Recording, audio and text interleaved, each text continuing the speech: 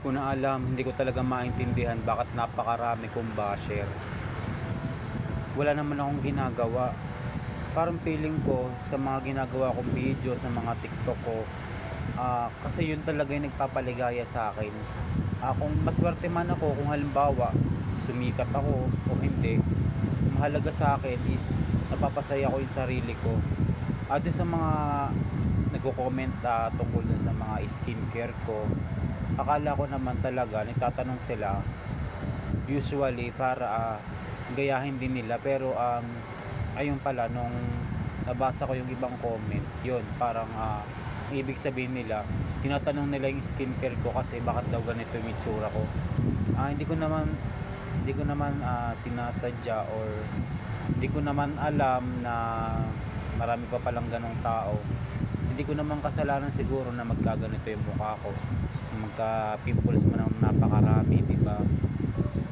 Ginagawa ko na yung dapat para lang mawala yung mga tagyawat kung to, yung sana bumalik na sa dati. Nanghihinayang ako dati pa, nanghihinayang ako sa sarili ko dahil hindi ko siya iningatan. So ayun, sa hindi ko pag-iingat sa aking sarili, hindi ko alam na marami pa rin palang judgment na na i-judge nila ako, or ano nila ako na ba't ganito yung itsura mo, ganyan. So sa dream ko kasi dito sa TikTok or sa video na mga ina-upload ko sa Facebook man, ang dream ko is may share yung life ko, or may share ko yung talent ko without knowing other people, ganun ba. Pero talagang sorry talaga guys, kasi pasensya na kayo dahil hindi pala lahat ng tao pantay-pantay ang tingin sa ibang tao. Minsan nasasabi natin na okay, minsan naman hindi. So ayun lang, sana naman guys, huwag naman ganun. Alam ko naman yun kasi nga sa ibang other place nagpunta ako, then naririnig ko pangit. Alam ko na sa sarili ko na ako yun, tinamaan na ako talaga dahil nga sa itsura ko.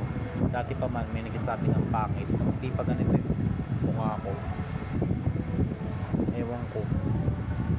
Basta yun lang guys, sana naman huwag kayong maging judgment sa akin or sa ibang tao dahil hindi nyo alam kung hindi nyo alam kung gaano nakakasakit para sa amin. Damdamin, sabihin nyo kami ng ganyan. So yun lang, sana po thank you pa rin sa pag-support sa mga video ko, lalo na sa mga nakakilala sa akin. Yun, maraming salamat.